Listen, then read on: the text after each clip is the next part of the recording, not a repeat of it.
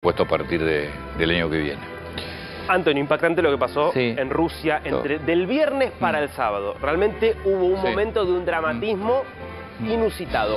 Concretamente, hubo una rebelión interna en Rusia. No hay otra forma de plantearlo. Hubo una rebelión abierta en contra del gobierno de Vladimir Putin, a lo que nunca le había pasado a Vladimir Putin en toda su historia. Y te diría que no había pasado en Rusia desde que Rusia es Rusia desde la disolución de la Unión Soviética. La última vez que hubo un intento abierto de golpe, de insurrección militar, fue la parte final, de la Unión Soviética. Hay un grupo que intenta sublevarse en contra de Gorbachev para evitar, digamos, lo que iba a terminar siendo la disolución de la Unión Soviética, y es aplastado.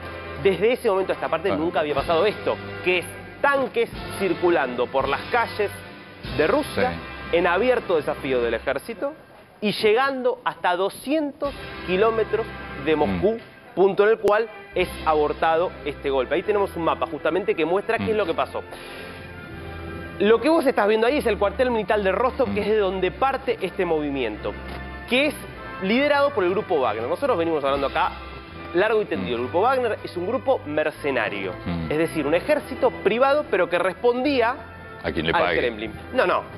Creado por el Kremlin. Privado, Pero ¿y por qué mercenario? paraestatal. Mercenario porque son soldados pagos. Por eso, para quien le pague responden básicamente. Pero trabajaba sola, tenía un único cliente. Era un ejército privado con un único cliente, el Kremlin. Apareció otro, ¿Me entendés? Bueno, no, lo que pasó es que se autonomizó. Quedó independizado del Kremlin. Financiar, a ver, tenés que tener la financiación. Bueno, durante muchísimos años recibió muchísimo dinero por parte del Estado ruso. Y vos decís que la vinieron previendo, ahorraron, invirtieron. No, yo creo que esto fue una medida... A ver, vamos a tratar de entender primero lo siguiente. En 2014 se crea este grupo liderado por Yevgeny Prigozhin. Prigozhin es conocido como el chef de Putin, le ponían algunos. ¿Por qué? Porque tiene una empresa de catering contratada para muchos eventos por el Kremlin. Un empresario típico oligarca ruso muy vinculado a Putin. Y aparece creando este grupo que, ¿qué es lo que hacía? 2014, 2015, 2016. Operaciones especiales siempre al servicio de Rusia, es decir, a los intereses rusos en otros países por los cuales Rusia no podía mandar directamente al ejército. Entonces, así intervino en Mali, en Siria, en Libia. ¿Por qué? Porque podía utilizar métodos brutales y Rusia dice, yo no tengo nada que ver, este es un grupo privado. Ahora, no se le conoce ningún trabajo que no fuera a los servicios rusos. Por eso digo que eran mercenarios, soldados privados, pero que siempre tenían como único cliente al Estado ruso. Invasión de Rusia a Ucrania.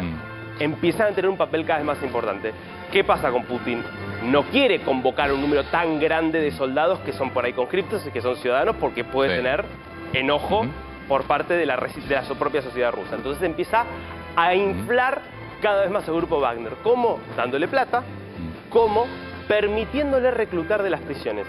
Llegó a tener el grupo Wagner, se estima, según lo que decía el propio Prigozhin, 50.000 hombres peleando en Ucrania, de los cuales entre 20.000 y 40.000 habían sido reclutados de las prisiones. Es decir, el Estado le permitía que se llevara a los presos que querían ir a pelear, y así peleó en Rusia. Claro, fue ganando cada vez más poder.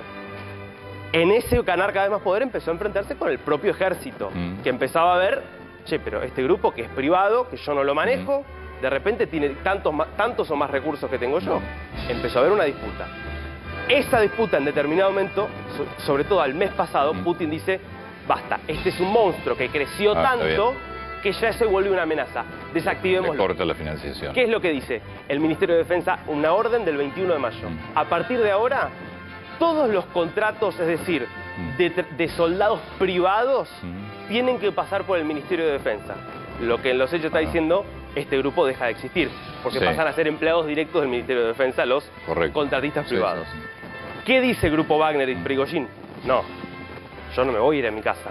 Ya tengo todo este ejército que tengo que sostener, no estoy dispuesto a irme a mi casa, y así nace el viernes esta incursión que llega primero a un cuartel en Rostov, que es el cuartel donde está lo que sería el Comando Sur del ejército ruso. Llamativamente, esta es la imagen, ¿no? Es el del medio es Prigozhin, que es el jefe del grupo Wagner, y los que ves a los costados son dos altos mandos militares rusos. Uno es el viceministro de Defensa, de hecho, y el otro es el jefe del Comando Sur, que no ofrecen resistencia. Eso es lo llamativo, que en toda la primera parte del avance por Rusia, desde el sur hacia el norte... ¿Y por qué frenan? ¿Qué es lo que pasa? Primero, cuando lanzan esta operación, Putin dice, es un traidor, hay que detenerlo. De hecho, él da un discurso a la nación el viernes a la noche donde dice, Rusia está sufriendo un intento concretamente de insurrección militar que debe ser aplastado, y lo acusa de traidor. Prigozhin redobla la apuesta y dice, si no remueven al ministro de Defensa, Shoigu, si no remueven a Gerasimov, que es el jefe del ejército ruso, voy a ir hasta Moscú, hasta las últimas consecuencias. ¿Qué pasa cuando llega a 200 kilómetros de Moscú? Oficialmente lo que se dice es que Alexander Lukashenko, el presidente de Bielorrusia, interviene, mediando. ¿Qué es lo que le dicen a Prigozhin?